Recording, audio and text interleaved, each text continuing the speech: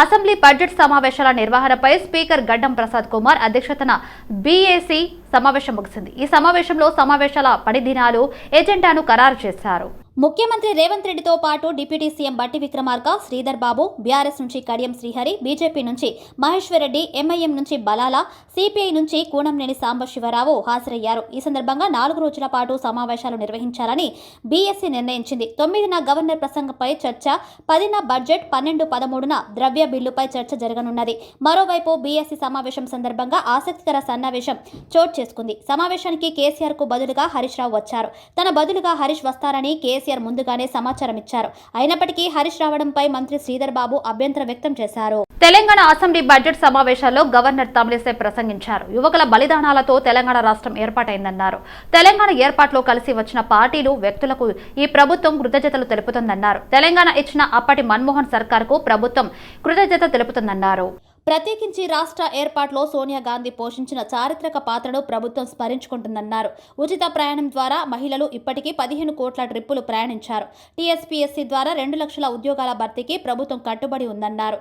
ధరణి committee ద్వారా భూ సమస్యలు పరిష్కరిస్తామన్నారు. ఆర్థిక క్రమశిక్షణ, పారదర్శకత పాటిస్తుందని బీఆర్ఎస్ కు చురకలు అంటించారు. గత ప్రభుత్వ నిర్వాకాలను శ్వేతపత్రం ద్వారా ప్రజలకు తెలియజేశామన్నారు. దావోస్ సమావేశంలో 40,000 కోట్ల పెట్టుబడులకు ఒప్పందాలు జరిగాయన్నారు. As the people's servants in a true democracy.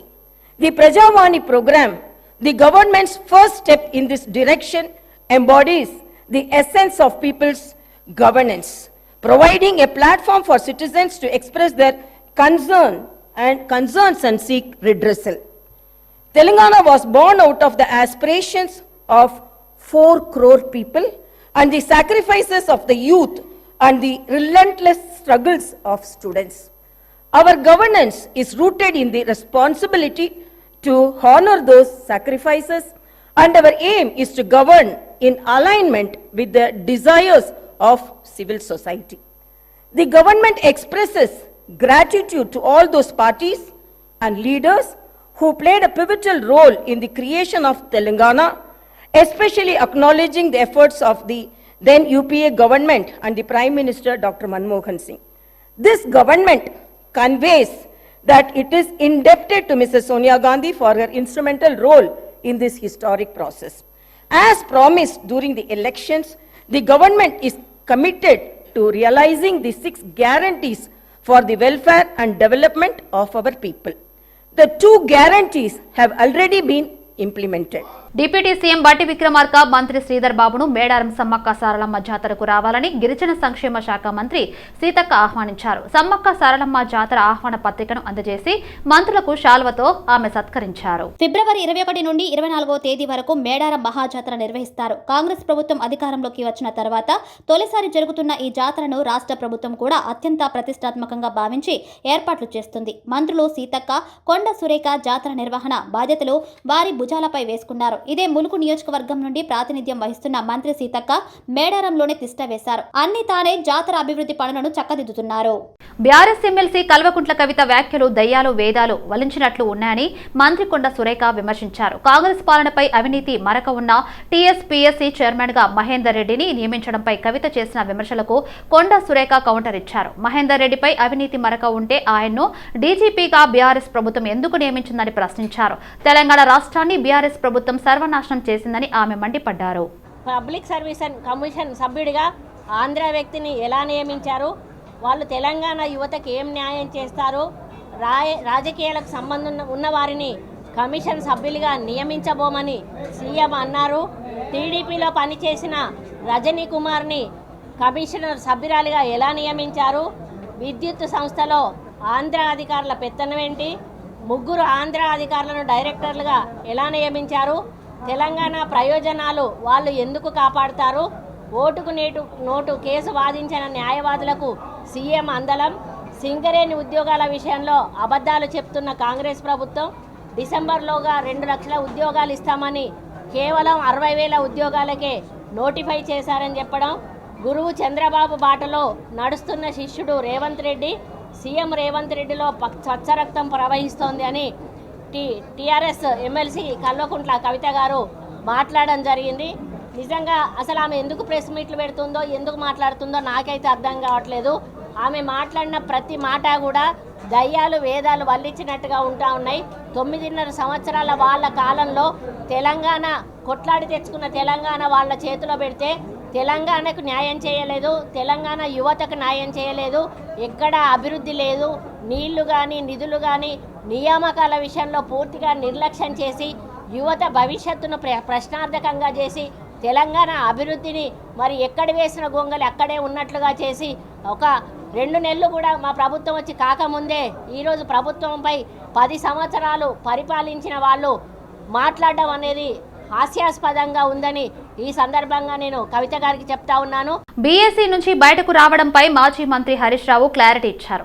Speaker అనుమతితోనే బీఎస్సీకి వెళ్లానన్నారు. బీఎస్సీకి వెళ్లడంపై అధికార పార్టీ సభ్యులు అభ్యంతరం తెలిపారని, వారు అభ్యంతరం తెలపడంతో వారి విజ్ఞతకు వదిలేసి బయటకు వచ్చేశానన్నారు. ప్రజావాణి కార్యక్రమానికి కనీసం మంత్రులు కూడా వెళ్లడం లేదన్నారు. 6 గ్యారంటీలో 2 అమలు చేశామని గవర్నర్తో అబద్దాలు చెప్పించారు. ఆరోగ్యశ్రీ గురించి గవర్నర్తో ఎందుకు చెప్పించలేదన్నారు. మహాలక్ష్మి కింద మహిళలకు 2,500 రూపాయలు ఇస్తామని చెప్పి ఎన్నికల మేనిఫెస్టోలో చెప్పిన ఈ ప్రభుత్వం గవర్నర్ గారి ప్రసంగంలో మహిళలకు 2,500 రూపాయలు ఎప్పటి నుంచి ఇస్తారో చెప్పకపోవడం వల్ల మహిళలకు తీవ్రమైనటువంటి నిరాశ కలిగింది. రైతాంగానికి మేము రాగానే వడ్లకు అన్ని పంటలకు 500 రూపాయల బోనస్ ఇస్తామని చెప్పినటువంటి ఈ పార్టీ మరి గవర్నర్ గారి ప్రసంగంలో రైతులకు బోనస్ ఇచ్చే విషయంలో ఒక మాట కూడా చెప్పకపోవడం వల్ల రైతులకు తీవ్రమైనటువంటి నిరాశ కలిగింది. ఇవాళ గవర్నర్ గారి ప్రసంగం రాష్ట్ర ప్రజలకు భవిష్యత్తు మీద విశ్వాసం కల్పించలేకపోయిందని మాత్రం చెప్పక తప్పదు. ఇవాళ ఆ ప్రసంగంలో గ్రామాల గురించి కానీ పట్టణాల అభివృద్ధి గురించి కానీ ఒక మాట కూడా పల్లెల గురించి పట్టణాల గురించి చెప్పలేదు. సంక్షేమం గురించి చాలా తక్కువ ప్రస్తావన, అంటే పేద ప్రజల సంక్షేమం గురించి వారు మేనిఫెస్టోలో ఇచ్చిన అంశాల గురించి ఎక్కడ కూడా చెప్పలేదు. నిరుద్యోగ భృతి, నిరుద్యోగులకు 4,000 ఇచ్చే అంశం గురించి ఎక్కడ కూడా ప్రస్తావన వచ్చినటువంటి పరిస్థితి లేదు. బీఆర్ఎస్ పార్టీ నుండి బీఎస్సీ సమావేశానికి ఎమ్మెల్యే కడియం శ్రీహరి హాజరయ్యారు. ఈ సందర్భంగా ఆయన వ్యాఖ్యలు చేశారు. ముఖ్యమంత్రి స్టేట్మెంట్ వల్ల కాంగ్రెస్ పార్టీ నుండి ఓడిపోయిన ఎమ్మెల్యేలు ప్రభుత్వ కార్యక్రమాల్లో పాల్గొంటున్నారని ఆయన అన్నారు. ప్రోటోకాల్ ఉల్లంఘనలు జరుగుతున్నాయన్నారు. ఇటువంటివి జరగడం వల్ల లా అండ్ ఆర్డర్ సమస్య వస్తుందని తెలిపారు. మీరు పూర్తి బడ్జెట్ పెడుతున్నారా, ఓటాన్ అకౌంట్ పెడుతున్నారా అని అడిగినప్పుడు మేము ఓటాన్ అకౌంట్కే వెళ్తున్నామని చెప్పారు. ఓటాన్ అకౌంట్ అయినా కనీసము 12 రోజులు శాసనసభ సమావేశాలను నిర్వహించాలి. బడ్జెట్ పైన 3 రోజుల చర్చ జరగాలి. పద్దుల పైన కనీసం 6 రోజుల చర్చ జరగాలి. ఒకరోజు అప్రాప్రియేషన్ పైన చర్చ జరగాలి. రేపు ధన్యవాదాలు, ఆ తర్వాత బడ్జెట్ ప్రజెంటేషన్, ఈ 2 రోజులు కలుపుకుంటే ఇంకా 12 రోజులు బడ్జెట్ సమావేశాలు జరపాలని చెప్పి గట్టిగా మేము కోరడం జరిగింది. అలా కాకుండా 13కే అప్రాప్రియేషన్ బిల్తో సమావేశాలు ముగుస్తున్నాయని చెప్పారు. ఆ తర్వాత ప్రభుత్వ పరంగా ఏమైనా తీర్మానాలు ఉన్నా, ప్రభుత్వ పరంగా ఏదైనా సబ్జెక్టులపైన చర్చ జరగాలన్నా స్పీకర్ గారు నిర్ణయం తీసుకుంటారని చెప్పడం జరిగింది. ఒకవేళ ఏమైనా రెజల్యూషన్స్ను పెట్టి వాటిపైన చర్చ పెట్టినా, శ్వేతపత్రాలు పెట్టి చర్చ పెట్టినా, లేకుంటే ఏదైనా షార్ట్ డిస్కషన్ తీసుకున్నా ఇంకా కొన్ని రోజులు సభను నడపవలసి వస్తుంది కదా. ఈ 4 రోజులలోనే ఇవన్నీ ఎలా జరుగుతాయని నేను అడిగినప్పుడు అవసరమైతే 13వ తారీఖు నాడు మరొకసారి బీఎస్సీ కూర్చొని మాట్లాడుకుందామని. అధికారంలోకి వచ్చిన తర్వాత కూడా కాంగ్రెస్ అబద్దాలను వదలడం లేదని ఎమ్మెల్సీ కవిత విమర్శించారు. రాష్ట్ర గీతం గురించి సీఎం రేవంత్ రెడ్డి మాట్లాడటం హాస్యాస్పదంగా ఉందని అన్నారు. టీఎస్పీఎస్సీ చైర్మన్ మహేందర్ రెడ్డిని తక్షణమే తొలగించాలని కవిత డిమాండ్ చేశారు. ఆయనపై అవినీతి ఆరోపణలు ఉన్నాయని చెప్పారు. ఈ విషయమై త్వరలో గవర్నర్ కలుస్తామని తెలిపారు. మాజీ డీజీపీపై జ్యుడిషియల్ విచారణ జరపాలన్నారు. కేసీఆర్ గారు ఎవరైనా రిటైర్డ్ అధికారులను తీసుకొచ్చి దేనికన్నా సంస్థలు నడపడానికి పెడితే మరి ఉద్యోగాలు పోయిన వాళ్ళని తీసుకొచ్చి ఎందుకు పెడుతున్నారని ఆనాడు క్రిటిసైజ్ చేసి, ఇప్పుడు మీరు అదే చేస్తూ ఉన్నారు. ఓకే, అక్కడ వరకు ఓకే అనుకున్నాం. టీఎస్పీఎస్సీలో 6 మెంబర్స్ ఉంటే ఆనాడు గౌరవ ముఖ్యమంత్రి గారు చేసిన విమర్శ ఏంటంటే రిటైర్డ్ ఉద్యోగులను పెట్టుకున్నారన్నారు. చైర్మన్తోనే దాన్ని తుంగలోకి దొక్కింది. చైర్మన్ కూడా రిటైర్డ్ ఎంప్లాయీ, ఆయన పెట్టుకున్నారు. తర్వాత యారబాడి రామ్మోహన్ రావు గారు అనేటటువంటి మెంబర్ నేషన్, ఆయన అసలు తెలంగాణ ఆయనే కాదు. మరి తెలంగాణ బిడ్డలకు ఉద్యోగాలు ఇచ్చే దాంట్లో ఆంధ్ర వ్యక్తిని వేసుకుంటే కరెక్ట్గా ఉద్యోగాలు ఇవ్వగలుగుతుందా లేదా గౌరవ ముఖ్యమంత్రి గారే చెప్పాలి. అట్లనే మేము పొలిటికల్గా ఎవరిని వేయము టీఎస్పీఎస్సీలో అని చెప్పారు. మరి 6వ నంబర్గా అమ్మాయి పాల్వాయి రజనీ కుమారి అనేటటువంటి అమ్మాయి ఉన్నది. ఆమె పొలిటికల్ వింగ్లో అనేక సంవత్సరాలు టీడీపీతో కలిసి పనిచేసినటువంటి వ్యక్తి. మరి ఆమెకి ఇచ్చినారు ఇవాళ. మీరు చేసిన ప్రతి ఒక్క ఆరోపణ మరి మీరు సరిచేయాలి కదా. పోనీ మా ప్రభుత్వం మానాడు తప్పు చేసిందని మీరు అన్నారు, ఒక్క నిమిషానికి అది కరెక్ట్ అనుకుంటే మీరు సరిచేయాలి. మీరు సరిచేయకుండా చైర్మన్ నుంచి మొదలు పెడితే మెంబర్ వరకు అన్ని ఉల్లంఘనలు మీరు చేసినారు. ఇవాళ నేను డిమాండ్ చేస్తూ ఉన్నాను. నిన్నగాక మొన్న ఫ్రెష్గా మాజీ డీజీపీ ఇప్పుడు టీఎస్పీఎస్సీ చైర్మన్ మహేందర్ రెడ్డి గారి మీద ఆరోపణలు వచ్చినాయి. ఏమని? 1,00,00,000 కోట్ల సంపాదించుకున్నారు మహేందర్ రెడ్డి గారు అని అవినీతి ఆరోపణలు వచ్చినాయి. ఇవాళ నేను రేవంత్ రెడ్డి గారిని డిమాండ్ చేస్తా ఉన్నాను, గౌరవ ముఖ్యమంత్రి గారిని డిమాండ్ చేస్తాను. 124 ఆల్విన్ కాలనీ డివిజన్ పరిధిలోని ఎల్లమ్మబండ అంబేద్కర్ నగర్ లో గల హిందూ శ్మశాన వాటికలో కొందరు కబ్జాదారులు చేరి రేకులతో ఫెన్సింగ్ వేసి శ్మశాన వాటిక స్థలాన్ని కబ్జా చేయడానికి ప్రయత్నిస్తున్నారు. విషయం తెలుసుకున్న శరలింగంపల్లి శాసనసభ్యులు అరికపూడి గాంధీ స్థానిక కార్పొరేటర్ దొడ్ల వెంకటేష్ గౌడ్తో కలిసి శ్మశాన వాటికను పరిశీలించారు. అక్రమంగా నిర్మిస్తున్న ఫెన్సింగ్ ను వెంటనే తొలగించాలని పోలీస్ శాఖ వారిని సంబంధిత అధికారులను స్థానిక నేతలు ఆదేశించారు. కబ్జాదారులు ఎవరైనా సరే ఉపేక్షించేది లేదని, వారిని చట్టపరంగా శిక్షించి తగిన చర్యలు తీసుకుంటామని అన్నారు. గతంలో ఇదే శ్మశాన వాటికకు ప్రాథమిక సౌకర్యాలు కల్పించడానికి పునాది రాయి వేసి శంకుస్థాపన చేస్తామని అన్నారు. అతి త్వరలో శ్మశాన వాటికకు ప్రహరీ, అంతర్గత రోడ్లు, వాకింగ్ ట్రాక్ తో పాటు శ్మశాన వాటికలో మొక్కలను పెంచి ఉద్యానవనం ఏర్పాటు చేసి అభివృద్ధి చేసేందుకు చర్యలు తీసుకుంటున్నామని తెలిపారు. లింగోజిగూడ డివిజన్ పరిధిలోని పలు కాలనీలో శాసనసభ్యులు దేవిరెడ్డి సుధీర్ రెడ్డి పర్యటించారు. 1,27,00,000 రూపాయల వ్యయంతో పలు అభివృద్ధి పనులకు శంకుస్థాపన చేశారు. అలాగే green park colony road number 1 నుంచి 17 వరకు సీసీ రోడ్డు మరమ్మతుల పనులను సుధీర్ రెడ్డి శంకుస్థాపన చేశారు. గ్రీన్ పార్క్ కాలనీ యొక్క FTL సమస్యలు గత వారం రోజుల క్రితం కలెక్టర్ సమావేశంలో వివరించడం జరిగిందని అన్నారు. త్వరలోనే ఒక పరిష్కారం లభిస్తుందని తెలిపారు. కలెక్టర్ సానుకూలంగా స్పందించారని సుధీర్ రెడ్డి తెలిపారు. నియోజకవర్గ పరిధిలోని ప్రధాన సమస్యలు ఒక్కొక్కటిగా పరిష్కారం చేయడం జరుగుతుందని అన్నారు. అలాగే ఇప్పుడు శంకుస్థాపన చేసిన పనులు వెంటనే ప్రారంభించాలని తెలిపారు. తనను జహీరాబాద్ నుంచి ఎంపీగా పోటీ చేయమని పార్టీ చెబుతుందని, తనకు ఆసక్తి లేదని గోషామహల్ బీజేపీ ఎమ్మెల్యే రాజా సింగ్ అన్నారు. త్వరలో పార్లమెంటు ఎన్నికలు ఉన్నాయి. 17 లోక్సభ స్థానాలకు బీజేపీ బలమైన అభ్యర్థులను బరిలోకి దించే ప్రయత్నాలు చేస్తుంది. ఇందులో భాగంగా జహీరాబాద్ నుంచి రాజా సింగ్ పేరు ఎప్పటి నుంచో వినిపిస్తుంది. అయితే అసెంబ్లీ ఎన్నికల్లో ఆయన గోషామహల్ నుంచి పోటీ చేసి గెలిచారు. ఈ నేపథ్యంలో ఆయన జహీరాబాద్ లోక్సభ నుంచి పోటీ అంశంపై రాజాసింగ్ స్పందించారు. పార్టీ పోటీ చేయమని చెబుతుందని, ఆసక్తి లేదని అన్నారు. కరీంనగర్ లోక్సభ పరిధిలో బండి సంజయ్ కోసం తాను ప్రచారం చేస్తానన్నారు. కిషన్ రెడ్డి పిలిస్తే సికింద్రాబాద్ లో కూడా ప్రచారం నిర్వహించేందుకు సిద్ధమన్నారు. తాను హిందూ రాజ్య స్థాపన కోసం దేశవ్యాప్తంగా పనిచేయాలని భావిస్తున్నానన్నారు. తనకు శాసనసభాపక్ష నేత పదవిపై ఎలాంటి ఆసక్తి లేదన్నారు. పార్టీ నుంచి గెలిచిన 8 మందిలో ఎవరినో ఒకరిని ఫ్లోర్ లీడర్ గా చేస్తే బాగుంటుందని వ్యాఖ్యానించారు. ఫ్లోర్ లీడర్ ప్రకటన ఆలస్యం మంచిది కాదన్నారు. బీసీ సీఎం నినాదంతో ఎన్నికలకు వెళ్లాం కాబట్టి బీసీ ఎమ్మెల్యేను ఫ్లోర్ లీడర్ గా నియమించాలని బీజేపీ జాతీయ నాయకత్వం అనుకుంటున్నట్లుగా చెప్పారు. పెండింగ్ లో ఫీజు రియంబర్స్మెంట్స్ బకాయిలను విడుదల చేయాలని ఏబీవీపీ ఆధ్వర్యంలో ధర్నా నిర్వహించారు. ఈ సందర్భంగా ప్రభుత్వ దిష్టిబొమ్మను దగ్ధం చేశారు. ఈ సందర్భంగా ABVP state working committee member Akhari Mahesh మాట్లాడుతూ, రాష్ట్రంలో కాంగ్రెస్ ప్రభుత్వం ఏర్పడి 2 నెలలు కావస్తున్నా ఇప్పటికీ విద్యార్థులు స్కాలర్షిప్స్ రిలీజ్ చేయకపోవడంపై సిగ్గు చేయడాన్ని ABVP state working committee member Akhari Mahesh అన్నారు. విద్యార్థి నిరుద్యోగులు ఓట్లేసి గెలిపిస్తే అధికారంలోకి వచ్చాక ఈ ప్రభుత్వ విద్యార్థులను గాలికి వదిలేసిందని మండిపడ్డారు. ఫీజు రియంబర్స్మెంట్స్ పెండింగ్ లో ఉండటం వలన పేద మధ్య తరగతి విద్యార్థులు ఉన్నత విద్యకు దూరం అవుతున్నారు అని అన్నారు. వెంటనే పెండింగ్ లో ఉన్న ఫీజు రియంబర్స్మెంట్ బకాయిలను విడుదల చేయకపోతే ఉద్యమానికి శ్రీకారం చేపడతామని హెచ్చరించారు. గడ్డి అన్నారం డివిజన్ లో బీజేపీ నేతలకు బస్తీలకు పోదాం పదండి కార్యక్రమం నిర్వహించారు. బస్తీ చలో కార్యక్రమంలో భాగంగా పోలింగ్ వివిధ బూతుల్లో నరేంద్ర మోడీ పరిపాలన, సంక్షేమ పథకాల గురించి గడ్డి అన్నారం కార్పొరేటర్ బద్దం ప్రేమ్ మహేశ్వర్ రెడ్డి వివరించారు. త్యాగరాజనగర్ కాలనీలో బూత్ సభ్యులతో స్వచ్ఛ భారత్ నిర్వహించారు. అనంతరం వివిధ కాలనీ వాసులను కలిసి వారికి కరపత్రాలు అందజేశారు. ఈ సందర్భంగా కార్పొరేటర్ కాలనీ వాసుల సమస్యలను అడిగి తెలుసుకున్నారు. కేంద్ర ప్రభుత్వం పేద ప్రజల కోసం తీసుకొచ్చిన పథకాలు వారికి వివరంగా చెప్పాలన్నారు. రాబోయే పార్లమెంటు ఎన్నికలను దృష్టిలో పెట్టుకుని కార్యకర్తలు, బూత్ అధ్యక్షులు అందరూ కూడా వారి బూత్లో ప్రతి ఒక్కరికి బీజేపీ యొక్క కార్యక్రమాలు, నరేంద్ర మోడీ గురించి చెప్పాలని ఆదేశించారు. మాదాపూర్లో మెడికవర్ వైద్యులు సమావేశం నిర్వహించారు. పుట్టుకతో వచ్చే వినికిడి లోపంతో బాధపడుతున్న చిన్నారులకి కోక్లియర్ ఇంప్లాంట్ ద్వారా నూతన జీవితాన్ని అందించవచ్చునని మెడికవర్ వైద్యులు సంపూర్ణ ఘోష్ అన్నారు. వినికిడి లోపంతో బాధపడే అనేక మంది పిల్లలు పెద్దలకు గత 6 నెలల్లో 10 మందికి పైగా క్లియరెన్స్ ఇంప్లాంట్ విజయవంతంగా నిర్వహించామని తెలిపారు. మెడికల్ హాస్పిటల్స్ ఆర్థిక ఇబ్బందులతో సంబంధం లేకుండా అవసరమైన పిల్లలకు జీవితాన్ని మార్చే శస్త్రచికిత్సలను అందించడానికి ముందు వచ్చిందని అన్నారు.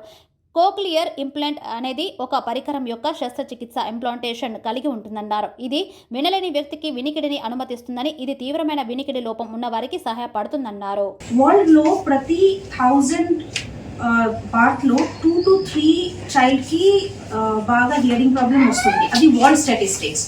whereas in India same statistics goes high. 1.6 to 8 పిల్లలకి సివియర్ గా హియరింగ్ ప్రాబ్లం వస్తుంది పుట్టినప్పుడు. So in the Southeast Asian countries and the India, the problem, the burden is even more. Now why we are discussing about cochlear implant is, you know about pacemaker, knee implant, many other implants are there in human body. Among them, cochlear implant is one of the most successful implant. Reliability and the success rate is 99%. Cochlear implant అనేది వినికిడి లోపంతో ఉన్న పిల్లల్లో ఇది ఒక miracle device అని చెప్పొచ్చు. Medical ఇండస్ట్రీలో కాక్లియర్ ఇంప్లాంట్ అనేది ఒక ఇన్నోవేషన్ మేము చెప్పుకుంటాము. సో కాక్లియర్ ఇంప్లాంట్ అంటే ఏంటి బ్రీఫ్ గా చూసుకుంటే, కాక్లియర్ ఇంప్లాంట్ అనే మిషన్ ఒక ఎలక్ట్రానిక్ డివైస్. సో ఇది మన సౌండ్ వేవ్స్ ని తీసుకొని ఎలక్ట్రికల్ ఇంపల్సెస్ గా మార్చి ఎలక్ట్రోడ్స్ ద్వారా చెవినరాన్ని స్టిమ్యులేట్ చేయడం ద్వారా వీళ్ళకి వినికిడిని వచ్చే అవకాశం ఉంటుంది. సో ఇది కాక్లియర్ ఇంప్లాంట్ లో జనరల్ గా మనం చూసుకున్నట్టయితే 2 పార్ట్స్ ఉంటాయి, external device and internal device. External device లో చూసుకున్నట్టయితే ప్రాసెసర్ అండ్ ట్రాన్స్మిటర్ కాయిల్ ఉంటుంది. ఇంటర్నల్ ఇంప్లాంట్ లో వచ్చేసి ఏదైతే సర్జరీ ద్వారా పెడతామో ఇంటర్నల్ ఇంప్లాంట్, దాంట్లో వచ్చేసి రిసీవర్ స్టిమ్యులేటర్ అండ్ ఎలక్ట్రోడ్స్ ఉంటాయి. సో ఇది కాక్లియర్ ఇంప్లాంట్స్ లో చూసుకున్నట్టయితే మనకు ఉండే భాగాలు external device and internal device. So cochlear implants ఎవరు చేసుకోవచ్చు. ఓయూలోని ఆర్ట్స్ కళాశాల వద్ద తెలంగాణ సీఎం రేవంత్ రెడ్డి చిత్రపటానికి మాదిగ విద్యార్థి నాయకులు పాలాభిషేకం చేశారు. ఎస్సీ వర్గీకరణ అంశంపై సుప్రీంకోర్టు రాజ్యాంగ ధర్మాసనంలో వాదనలు జరుగుతున్న కీలక సమావేశంలో రాష్ట్ర ప్రభుత్వం తరపున ప్రత్యేక న్యాయవాదిని ఏర్పాటు చేసిన సీఎం రేవంత్ రెడ్డికి ధన్యవాదాలు తెలిపారు. మాదిగ ఉపకులాల విద్యార్థుల తరపున సీఎం రేవంత్ రెడ్డికి ధన్యవాదాలు తెలుపుతున్నామని అన్నారు. మాదిగ ఉపకులాల 3 దశాబ్దాల ఆకాంక్ష అయిన ఎస్సీ వర్గీకరణ కోసం కాంగ్రెస్ పార్టీ ముందుకు రావడం హర్షణీయమన్నారు. సీఎం రేవంత్ రెడ్డి తన రాజకీయ ప్రస్థానంలో ఎల్లప్పుడూ మాదిగలకు ఎస్సీ వర్గీకరణ పోరాటాలకు బాసటగా నిలిచి తెలంగాణలో సామాజిక న్యాయం కోసం పాటుపడ్డారని తెలిపారు. మాదిగ ఉపకులాల ఆకాంక్ష అయినటువంటి ఎస్సీ వర్గీకరణకై రేవంత్ రెడ్డి గారు తన రాజకీయ జీవితంలో మాదిగ పోరాటాలకు బాసటగా వెన్నుముకగా నిలిచి కాంగ్రెస్ పార్టీ మేనిఫెస్టోలో పెట్టిన విధంగానే అధికారంలోకి రాగానే సుప్రీంకోర్టులో 7 సభ్యులతో కూడిన ధర్మాసనం విచారణ చేపట్టిన సందర్భంలో రేవంత్ రెడ్డి గారు మాదిగ పక్షంలో నిలబడి దామోదర నరసింహ గారి ఆధ్వర్యంలో మంత్రి బృందాన్ని పంపడం మరియు ఒక న్యాయవాదిని ఏర్పాటు చేయడంతో మేము మాదిగ విద్యార్థుల తరఫున, మాదిగ మేధావులు, స్కాలర్స్ తరఫున రేవంత్ రెడ్డి గారికి, గౌరవ ముఖ్యమంత్రి గారికి మేము ప్రత్యేక ధన్యవాదాలు తెలుపుతున్నాం. అలాగే మాదిగ విద్యార్థులకు, మేధావులకు మరియు ప్రత్యేకంగా ఈ అంశాన్ని ముందుకు తీసుకుపోతున్న దామోదర రాజనరసింహ గారికి, మాదిగ ఎమ్మెల్యే అయిన వేముల వీరేశం, మందుల స్వామిల్, అడ్లూరు లక్ష్మణ్ రావు, కవంపేలి సత్యనారాయణ, లక్ష్మణ్ రావు మరియు వివిధ పెద్ద మనుషులు అందరికీ కూడా మాదిగ విద్యార్థులకు ధన్యవాదాలు తెలుపుతూ, మాదిగ విద్యార్థులకు, మేధావులకు అందరికీ ఒక విజ్ఞప్తి చేస్తా ఉన్నాం. ఉస్మానియా వేదికగా మొన్న అసెంబ్లీ ఎన్నికల్లో ఎలాగైతే మాదిగ విద్యార్థులు, మాదిగ మేధావులు అందరూ కలిసి కాంగ్రెస్ పార్టీ గెలిపించుకున్నారు, రాబో పార్లమెంట్ ఎలక్షన్ లో కూడా గౌరవ రేవంత్ రెడ్డి గారి నాయకత్వంలో మనందరం కూడా కాంగ్రెస్ వైపు పనిచేసి పార్లమెంట్ ఎన్నికల్లో మెజారిటీ సీట్లు గెలపడం కోసం మనందరం ముందుండాలని. బండి సంజయ్ ఎంపీగా ఎన్నికైనాక కరీంనగర్ కు నయా పైసా తెచ్చింది లేదు. మోదీ ప్రభుత్వం కరీంనగర్ కు ఒరగబెట్టిందేమీ లేదు. గత కొద్ది రోజులుగా బీఆర్ఎస్, కాంగ్రెస్ పార్టీ నేతలు ప్రతి రాజకీయ వేదికలపైన పార్టీ కార్యకర్తల సమావేశంలో చేస్తున్న ఆరోపణలివి. ఈ ఆరోపణలకు చెక్ పెట్టేందుకు బీజేపీ జాతీయ ప్రధాన కార్యదర్శి ఎంపీ బండి సంజయ్ కుమార్ సిద్ధమయ్యారు. ఇప్పటికే ఆయా పార్టీల నేతల ఆరోపణలకు దీటుగా సమాధానమిస్తున్నప్పటికీ ఎన్నికల్లో లబ్ధి కోసం కాంగ్రెస్, బీఆర్ఎస్ నాయకులు పదే ఆరోపణలు చేస్తుండటంతో ఇక మాట్లాడుకోవటాలు లేవు అంటూ ఏ చేతుల్లోతోనే సమాధానమిచ్చేందుకు రెడీ అయ్యారు. అందులో భాగంగా కరీంనగర్ పార్లమెంటు పరిధిలోని ప్రతి గ్రామంలో కేంద్ర ప్రభుత్వం ఎన్ని నిధులు వెచ్చించింది, ఏ పనులు చేసింది, సంక్షేమ పథకాల వల్ల ఎంతమంది లబ్ధి పొందారు అనే వివరాలను వెల్లడించాలని, గ్రామానికి రాతపూర్వకంగా వివరిస్తూ ఫ్లెక్సీలు, వాల్ పోస్టర్లను ఏర్పాటు చేయాలని నిర్ణయించారు. ఐఎస్ సదర్న్ డివిజన్ పరిధిలోని లక్ష్మీనగర్ కాలనీలో 2 కోట్ల రూపాయల వ్యయంతో నూతనంగా ఏర్పాటైన థీమ్ పార్క్ ప్రజలకు అందుబాటులోకి వచ్చింది. థీమ్ పార్క్ ను Yakutpura MLA Jafar Hussain, division corporator Jangam Swetha Madhukar Reddy ప్రారంభించారు. సమీప ప్రజలకు ఆహ్లాదాన్ని అందించే విధంగా థీమ్ పార్కును ఏర్పాటు చేయడం అభినందనీయమని ఎమ్మెల్యే జాఫర్ హుస్సేన్ అన్నారు. చిన్న పెద్ద అనే తేడా లేకుండా అన్ని వయసుల వారిని అలరించేలా థీమ్ పార్కును నిర్మించామన్నారు. థీమ్ పార్కు అద్భుతంగా అభివృద్ధి చేశారని, పార్కును చూస్తుంటే కొద్దిసేపైనా కూర్చోవాలనిపిస్తుందని తెలిపారు. ఈ కార్యక్రమంలో కాలనీ సంక్షేమ సంఘం అధ్యక్షుడు చంద్రశేఖర్ రెడ్డి, జీహెచ్ఎంసీ అధికారులు పాల్గొన్నారు. Laxminagar IS southern division Yakutpura assembly constituency में एक थीम पार्क का इनॉग्रेशन किया गया, जिसकी लागत यानी अमाउंट 2 करोड़ रुपीस है। ये थीम पार्क के अंदर यहाँ पर सब चीज़ की फैसिलिटीज़ है। इसके अंदर ख़ास तौर से कॉलोनी के लोगों के लिए वॉकिंग ट्रैक भी है, दूसरे बैठने के लिए गज़ीबो भी है और पूरे का पूरा थीम पार्क है। लाइटिंग का अरेंजमेंट है। कुछ काम अभी पेंडिंग है, उसको भी मैंने ख़ास प्रॉमिस किया हूँ कि काम को कंप्लीट करवा दिया जाएगा as early as possible. Colony के लोगों का जो इंसिस्ट था कि यहाँ के रोड्स डैमेज है और कुछ और एमिनिटीज़ की ज़रूरत है, तो मैं इन लोगों को एश्योरेंस देना चाहता हूँ कि बहुत जल्द ऑफिसर्स के साथ विज़िट करके पूरे कॉलोनी के काम टेकअप करेंगे। मेरे साथ में मधुकर रेड्डी साहब मौजूद है और यहाँ के मुकामी कॉर्पोरेटर श्वेता मधुकर रेड्डी मैडम भी मौजूद है और इंशाअल्लाह ताला मैं यहाँ का जितना भी IS सदन का जो भी वर्क है। గత ఏడాది డిసెంబర్ 31న జరిగిన Telugu division digital OTT media పరిశ్రమలోని 24 క్రాఫ్ట్స్ ఫెడరేషన్ ఎన్నికల్లో ఎనామినెస్ గా నిలిచిన కార్యవర్గ ప్రమాణ స్వీకార కార్యక్రమం ఘనంగా జరిగింది. ఈ సందర్భంగా ఫెడరేషన్ నూతన అధ్యక్షుడిగా కొయ్యలమూడి రాకేష్, ప్రధాన కార్యదర్శిగా పుట్ట విజయ్ కుమార్, వివిధ విభాగాల సభ్యులు ప్రమాణ స్వీకారం చేశారు. కార్యక్రమానికి టీవీ ఫెడరేషన్ వ్యవస్థాపక అధ్యక్షుడు నాగబాల సురేష్ కుమార్ అధ్యక్షత వహించారు. ఈ కార్యక్రమానికి ముఖ్య అతిథులుగా additional labour commissioner Gangadhar, Telugu television digital OTT producer council chairman A Prasada Rao, విశిష్ట అతిథులుగా Telugu film industry employees federation అధ్యక్షుడు అనిల్ వల్లభనేని, ప్రధాన కార్యదర్శి PSN దొర, కోశాధికారి వి సురేష్ హాజరయ్యారు. ఇదే సేమ్ ప్యానల్ ఇనానమస్గా గెలవడం జరిగింది ఫెడరేషన్లో. అప్పుడు ఒక మేనిఫెస్టోతో ముందుకొచ్చి ఆ మేనిఫెస్టో మొత్తం పూర్తిగా 100% పూర్తి చేసి 2 years తర్వాత మళ్ళీ మొన్న 31st జరిగిన ఎలక్షన్లో ఇనానమస్గా మేము మళ్ళీ సేమ్ టీం రావటం జరిగింది. ఈ రాబోయే 2 సంవత్సరాల్లో మాకు గవర్నమెంట్ తరఫున మాకు ఒకటే చిన్న కోరికలు, మా టీవీ కోరికలు. ఒక టీవీ భవన్, టీవీ నగర్ కోసం ఇది గత 10 సంవత్సరాలుగా దీనికోసం పోరాడుతూనే ఉన్నాం. ఇప్పుడు కొత్త గవర్నమెంట్ వచ్చింది, కనీసం వీళ్ళన్నా మా బాధను అర్థం చేసుకుని టీవీ నగర్, టీవీ భవన్ ఈ 2 ఇస్తే ఈ గవర్నమెంట్ని టీవీ ఇండస్ట్రీ ఉన్నన్ని రోజులు గుండెల్లో పెట్టుకుని గుర్తుపెట్టుకుంటాం. ఈ కొత్త కార్యవర్గం ఈ 2 సంవత్సరాలు కంపల్సరీ చాలా చురుగ్గా పనిచేసి ఈ 2 విషయాల్లో గవర్నమెంట్ ఎన్నిసార్లు కలిసి ఎన్నిసార్లు మాట్లాడడానికి సిద్ధంగా ఉన్నాం. దానికోసం ఎప్పుడు సీనియర్ జర్నలిస్ట్ వీక్షణం పత్రిక ఎడిటర్ ఎన్ వేణుగోపాల్ ఇంట్లో, పౌర హక్కుల నేత రవిశర్మ ఇంట్లో NIA అధికారులు సోదాలు ముగిశాయి. తెల్లవారుజాము నుంచి సోదాలు నిర్వహించింది. విరసం నేత వరవరారావు అల్లుడు వేణుగోపాల్ మావోయిస్టులతో సంబంధాలు ఉన్నాయని ఆరోపణల నేపథ్యంలో సోదాలు నిర్వహిస్తున్నట్లు సమాచారం. హిమాయత్ నగర్లోని NIA సోదాలు జరిగాయి. అలాగే మావోయిస్టులతో సంబంధాలు ఉన్నాయంటూ ఎల్బీనగర్ సాయినగర్ కాలనీలో నివాసం ఉంటున్న రవిశర్మ ఇంట్లో NIA సోదాలు ముగిశాయి. ఇంట్లో ఉన్న అన్ని పుస్తకాలను, ల్యాప్టాప్ అన్ని క్షుణ్ణంగా పరిశీలించారు NIA అధికారులు. రవిశర్మ సెల్ ఫోన్, బుక్లెట్, కరపత్రాలను NIA స్వాధీనం చేసుకుంది. అయితే NIA సోదాలపై వేణుగోపాల్ స్పందించారు. నయం బెదిరింపు లేఖలపై పుస్తకాలు రాశానన్నారు. మలేషియన్ టౌన్షిప్లో సంజయ్ దీపక్ రావు అని ఎవరో అరెస్ట్ అయ్యారట. అది పేపర్లో వచ్చినప్పుడు నేను చూసాను, మావోయిస్ట్ లీడర్ అని చెప్పేసి పేపర్లో వచ్చింది. అయితే దానికి సంబంధించి ఈరోజు పొద్దున 5 గంటలకు NIA వాళ్ళు వచ్చి మేము వారెంట్ తీసుకొని వచ్చాము ఆ కేసుకి సంబంధించి అని అన్నారు. అంటే తలుపు కొడితే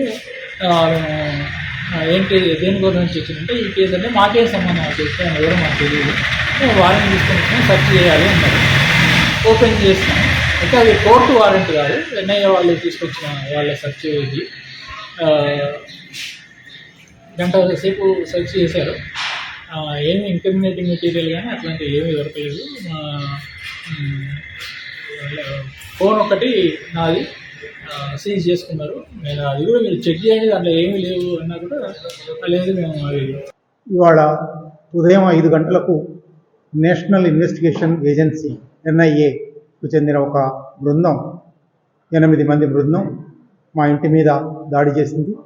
ఉదయం 5 గంటలకు వాళ్ళు నన్ను తలుపు తెరవని అడగానే తెరిచాను. వాళ్ళు ఒక కేసుకు సంబంధించి మీ దగ్గర సమాచారం ఏమన్నా ఉందా, సెర్చ్ చేయడానికి సెర్చ్ వారెంట్ తీసుకుని వచ్చాము అని అన్నారు. సెర్చ్ వారెంట్ చూశాను. సంజయ్ దీపక్ రావు అనే ఒక వ్యక్తి అరెస్ట్ అయిన కేసులో నా దగ్గర సమాచారం ఉందని వాళ్ళకు తెలిసింది కాబట్టి అందుకోసం వచ్చాము అని అన్నారు. వెంటనే నా సెల్ ఫోన్ ఇమ్మని అడిగారు. నేను సెల్ ఫోన్లు ఇవ్వడం అనే దాని మీద ఇట్లా సెల్ ఫోన్ తీసుకోకూడదు, సెల్ ఫోన్ తీసుకోవచ్చునా లేదా అని ఇప్పుడు సుప్రీంకోర్టులో కేసు ఉంది. ఒక సీనియర్ జర్నలిస్టు సిద్ధార్థ వరదరాజన్ ఆయన ఇంటి మీద ఇట్లాగే దాడి చేశారు. వైర్ పత్రిక నడుపుతున్నాడు. ఆయన ఇంటి మీద దాడి చేశారు, ఫోన్లు ఎత్తుకుపోయారు. ఆయన సుప్రీంకోర్టుకు వెళ్ళాడు. రంగారెడ్డి జిల్లా రాజేంద్రనగర్ శివారంపల్లిలోని అమ్మవారి దేవాలయంలో చోరీ చోటు చేసుకుంది. శివరంపల్లి విజయానంద్ గ్రౌండ్ ముందున్న అమ్మవారి ఆలయంలో ఈ ఘటన జరిగింది. గుర్తు తెలియని దొంగలు ఆలయం తాళాలు పగలగొట్టి అమ్మవారి మేడలోని నగలు, హుండీలోని నగదును దోచుకెళ్లారు. పూజలు చేసేందుకు ఉదయం ఆలయం వద్దకు వచ్చిన పూజారి చూసేసరికి గుడి తాళాలు పగలగొట్టి ఉన్నాయని తెలిపారు. ఈ ఘటనపై స్థానిక పోలీసులు సమాచారం అందించారు. దీనిపై కేసు నమోదు చేసుకుని దర్యాప్తు చేపట్టారు.